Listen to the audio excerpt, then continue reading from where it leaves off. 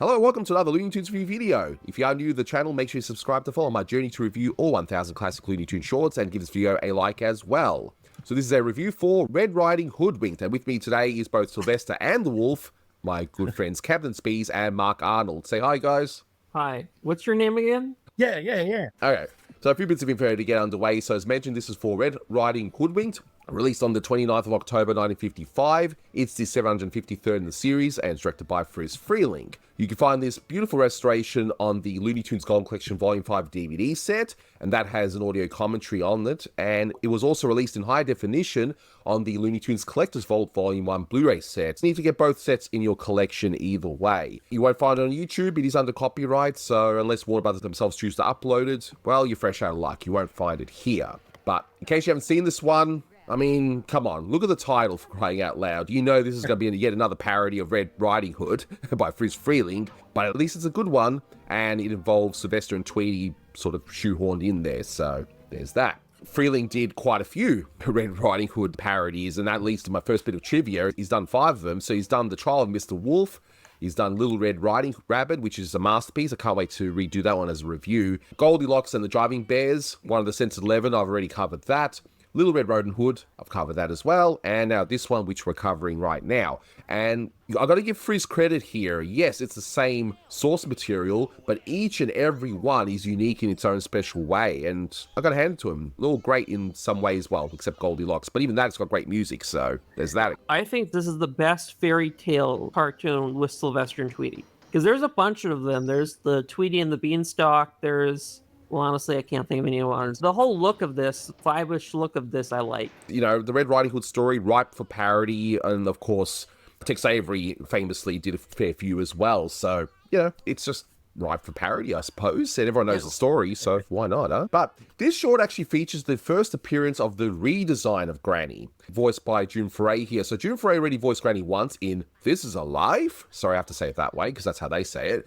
But she had an old design there, and now she's in this one with that typical Friz design around this time. All the new characters have these big round egg heads as well. I call them the Funko Pop influence. Oh, you never know. Maybe the Funko Pop designer looked at it and said, holy Pratt, I was on to something. Jerry Beck one time told me half the reason Funko stays in business is because he can make Hanna-Barbera toys with it. I thought it was only staying in business because Jerry Beck buys them all, but, you know, no, I kid. Jerry, if you're listening, I kid, okay? He's not listening. We can say whatever we want about him. Unlike us, Jerry's got a life, so there is that, of course. Another bit of trivia with this one as well is that if you look at the credits, it says I Freleng, and that's how Friz Freleng's director's credit was the entire time up until now, which is, of course, Isidore Freleng, because that's his name, right? But from here on, he would have the directing credit of Friz Freleng for the rest. So that's his nickname, and that's what he wants to be called. I don't know this. Did Charles M. Jones change to Chuck Jones at the same time? Or yes, he did. Yep, okay. Nightmare Hair was his first Chuck Jones credit. The first credit to actually have the Friz Freleng credit is Roman Legion Hair, which I love as well, just like... I love this short. I saw this one a lot as a kid. I saw this in 1001 Rabbit Tales, and the only difference between the two is that in 1001 Rabbit Tales, you got Bugs Bunny narrating the beginning, which makes sense. He's telling a story to a prince. So I was surprised when I first watched this short properly, there was June Foray doing the narration, and it's like, oh, well, okay, that's different. So there's that. This is June Foray's first defining Warner Brothers role. I know she did 1 or I guess 2 before this, but this is her first defining Warner Brothers role. In fact, I did a short-term project about June Foray that never came to fruition, and she always said that the first cartoon she thinks she did for Warner Brothers was this one. Well, she probably recorded this at the same time as This Is Alive, because This Is Alive only has 2 lines, maybe 3, so... Maybe they just did it all at once. Said later in life, I think her memory got distorted because she thought that she did Broomstick Bunny first, and that wasn't until I was going to say, when did she start Witch Hazel? But anyway. Yeah. And then she did Witch Hazel at Disney, too. So it's like, yeah. And also, one other thing I'll mention before we actually go through this short is it's the last short to have Ted Bonnickson as an animator for Friz. From what I understand, Essie has mentioned this in a few reviews, Friz Freleng wasn't really a fan of Ted Bonnickson for whatever reason as an animator. Maybe he's too stiff, I don't know. But Bob McKimson was reassembling his unit around this time, and he ends up going over there. So you'll see Ted Bonnickson's name now prominently over at McKimson, for better or worse. So there's that. You're going to hear one line that Granny says. One of these days, pow, right in the kisser. Pow! Right in the kisser. Beautiful. Chef's kiss. I don't think there's anything that inspired Golden Age animators more when it comes to live action things, except for the filmic version of A Mice of Men than The Honeymooners. The two most referenced things in the history of animation before 1970. But I do want to pose a question to you guys on this. What I thought was interesting is that she mentions the live Power right in the kisser, which is associated with the Honeymooners. Now, Honeymooners came out in 1955, correct? Yes and no. It was a series in 55, but he had it on his Jackie Gleason show as early as 1952, I believe. The reason I pose this question, because I know people will be asking, is this, it's like, hang on, these shorts take a while to be made, and this was released in 55. Right. So if the TV show came out in 55, how did they do the reference to the Honeymooners when it came out the same year? Because he'd already been doing it for 2 or 3 years on the Jackie Gleason show. It started on TV, but, you know, it was part of the Jackie Gleason show. It got so popular, he decided to make a half-hour series separate from the Jackie Gleason show, which aired for 1 season, which now they call the Classic 39 because they made 39 episodes. And then after that, he went back to just doing skits on the Jackie Gleason show, and he did those into the late 60s, and then he did some reunion specials in the 70s. So it's like, the Honeymooners went on and on and on. I'll piggyback on that, which has nothing to do with Honeymooners, but just recent references. And I never noticed this before. I used to see this on the Bugs Bunny Roadrunner show just endlessly. It was like a mainstay. It seemed like it was on every Saturday. But what I've always noticed is that they have the signs that say the Big Bad Wolf, and to the other sign that says Grandma's House or something like that. Well, that's kind of a nod in my mind now, looking at it again, to Mad Comic Books, which Mad Comic Books started in 52. By 55, you know, there's lots of little signage in the background on Mad Comic Book stories. And Warren Foster are probably reading Mad just like everybody else. So as I mentioned, I saw this on 1001 Rabbit Tales, so did yourself, Camden, and yet, Mark, you saw it on Saturday mornings. I had already seen it a billion times. I could recite it in the movie theaters. This is one of those shorts that seems to be played all the time. It's one of the most common ones, and that's fine by me, because this is actually a really good one. It's funny. Although it's funny that I was listening to Greg Ford's audio commentary, which is on the Golden Collection, sadly not on the Collector's Vault. I mean, it is what it is, right? But he was saying this is the last, and he thinks it's the least. And yet, for whatever reason, he seems to be not dismissive of it, but he thinks the other ones are much better. I guess a case could be made for Little Red Riding Rabbit being better, and I can agree with that. But this is a great one. I agree with that one, too. I agree with that. I reckon we look at this short from start to finish and just go through what makes this one so great and why I guess it would be played over and over, aside from the Red Riding Hood connection, which, you know, is connected to the kids. But as this opens up, Freleng at this point is doing the whole UPA type storybook style shorts, and I just love the look of these shorts they did in the mid-50s. They look great. This has that aesthetic to it, that openings aesthetic that Madeline had. Yes, I can agree with that. And I guess it's also one way to keep the cost down too, because there's not really much animated per se, except for the little skip cycle that Red Riding Hood does. And the person that does the music in this one is Mel Franklin, and he doesn't really do any musical puns. In fact, he only does one here, which is Home Sweet Home. But I love the music he does for Red Riding Hood, like a little theme in this. She started off to catch the bus to Grandma's house, which was in the country.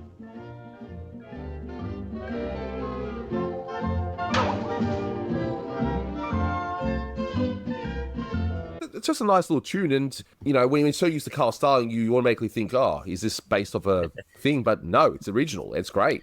Do you think the style is reminiscent of Gerald McBoing Boing at all, just because it's a kid? Yeah.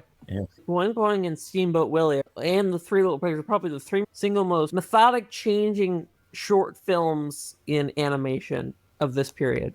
Of before. I was going to say not ever, because I mean later on there was like Ren and Stimpy, which are still dealing with, but anyway. Yes. But one thing that's great about this as well is just how Freleng was able to blend two characters designed in the 40s, Sylvester and Tweety. The wolf seems to be like a leftover from the 40s. The wolf is the most fascinating character in this whole story. Oh yeah, 100%. So we see that Red Riding Hood skipping along, and Sylvester typically is eating a fish bone, and he's just like, yeah, disgusting. Who can blame him?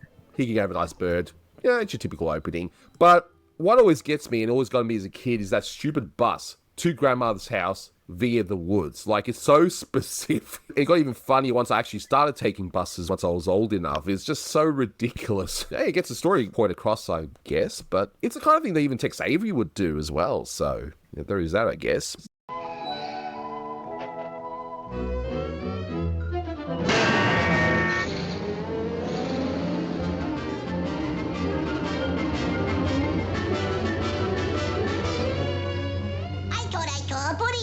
You know, Ralph Cramden drove a bus, right? It was another Honeymooners reference. So yeah, but also made for a great little punchline at the end too. It all fits beautifully in a nice little package. So we see that, okay, you know, Sylvester's looking in the bus, he sees the bird. You gotta give Sylvester credit. He's got some strong legs there, and he's got some great stamina to keep up with the bus the entire time, which makes it even funnier to me. I know it's overthinking it, but it makes it even funnier to me. He's just able to keep up with his bus. And yeah, he smashes into a pole, and the bus conveniently stops where he is. You know, story convenience. Gotta love that, right?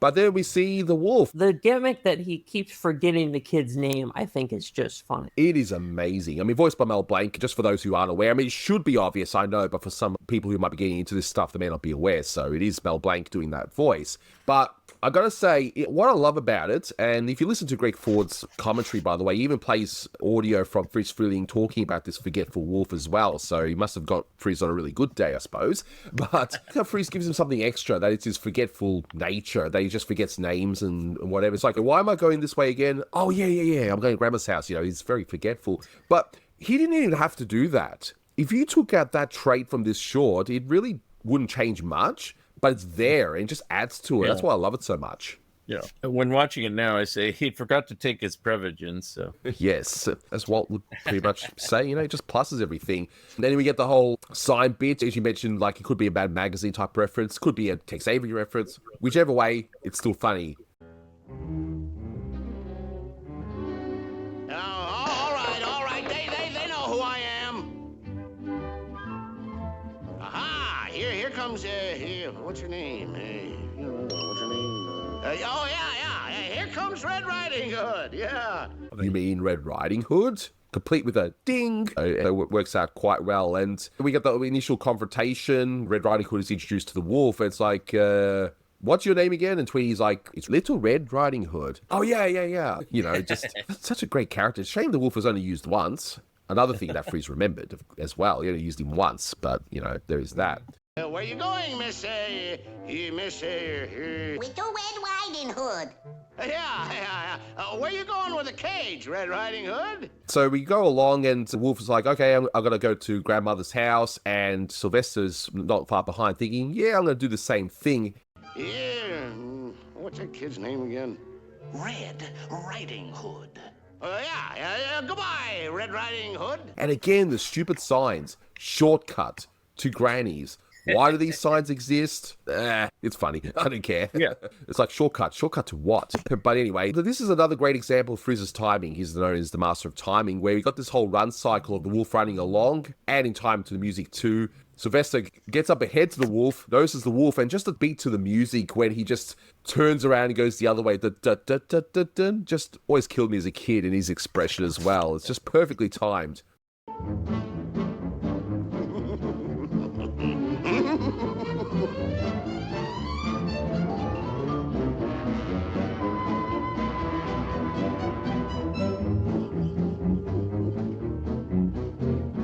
Where was I going? Oh, yeah, Grandma's house, that's it. And we have to add the fact, why am I running this way again? Oh, yeah, Grandma's house. Yeah. But what's interesting in this short is that we're already halfway. Not really much has happened, and yet we're halfway. But you don't even care so much about it because you're being so entertained about this one. Tweety appears in barely any of this cartoon. I noticed that. Yeah. So we see a bit where Granny's pushed out the door, and I think that's animated by Art Davis because of just how unhinged it is if you go through that one frame by frame. I believe that's Art Davis. If I'm wrong, please correct me in the comments below. But we see Granny, and she says the line that we've already discussed, and she even puts that hat on as an added touch. You know, perfection. Love it. But again, 50s design Granny, I gotta ask you, what's your preference? Original Granny design or the redesign here? This one. I think she's got more personality in this one than just being like a grandmotherly type. Yeah, I tend to agree. Although I like the other Granny type in the cartoon, and you know me, I don't know titles. The one with Yosemite Sam and Bugs Bunny and their hair trimmed. Yeah, so it works well for that. But on these Tweety and Sylvester ones, this Granny works better, I think. This Granny design would be the one throughout, right? Yes, until the original studio shuts down, and then they would actually go back to the old design when they did the revival movies, and then, of course, the rest of the Tweety Mysteries in the 90s. So we see the wolf's inside. He dresses up that beautiful yellow gown. You know, it definitely suits him. He notices Sylvester in the bed rocking a nice green gown. They end up hearing a knock at the door, and Sylvester's now under the bed. You're muscling in on my racket.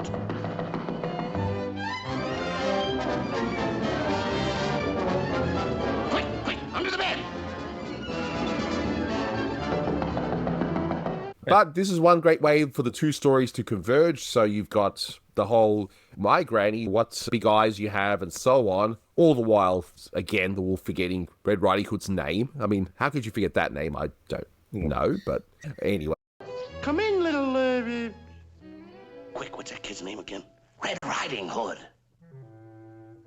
Come in, little, Red Riding Hood. Well, I will say, one point where he suddenly remembers, which you'll get to soon. Yeah, so I guess he's just got this on and off memory, I suppose. But the two stories converge, and we're almost done. We only got just under 2 minutes to go. My Granny, what big eyes, nose, and sharp teeth you have. The better to see and smell and eat you with. Oh, the big bad wolf! Eee! The big bad putty cat! We see a miniature chase thing, Red Riding Hood and Tweety going away, and in one of the funniest bit of slapsticks ever, in my opinion, is just this ridiculous thing where Sylvester opens the door and the wolf knocks him out. Sylvester, I don't know why he's helping the wolf here, but he does, so he helps revive him. And just the animation of the wolf smacking the crap out of Sylvester with the bucket always got me. It's simple, but that would hurt. It's metal, so that would hurt a lot.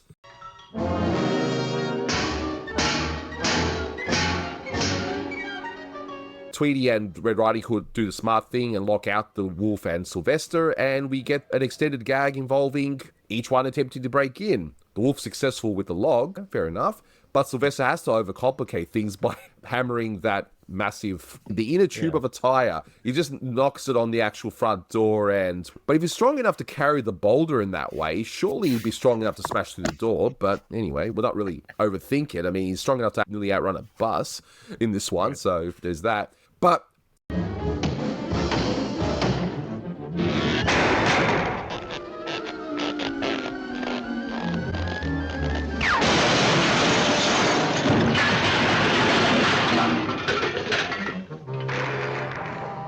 the timing of the wolf opening the door and in a split second just having that brief smile, about to say something, and then his expression just droops and bang. That's a great one to slow-mo. It happens so quick, but it's brilliant. And with budget cuts, we don't even see the carnage. We just see the aftermath. So we see a forerunner of the Hanna-Barbera stuff, don't we? Yeah. But we finish up with the final gag involving the bus, and callback. Both Sylvester and the wolf seem to be so fast that they outrun this bus to end up at the next bus stop. But they wait for the bus opens, and then they promptly get kicked out. And who's driving the bus? Granny as a Ralph Cramden type. And I think she's more boisterous because, let's face it, Beavis and Derek's Granny could not make this boisterous opinion that June Foray's Granny can. June Foray's Granny has a lot more energy than the previous Grannies did, because she's got her fist out, whereas the other Granny is just like, as you mentioned, hair trim, carefully jittering away. And the only weapon she has is like an umbrella she might be able to hit somebody with.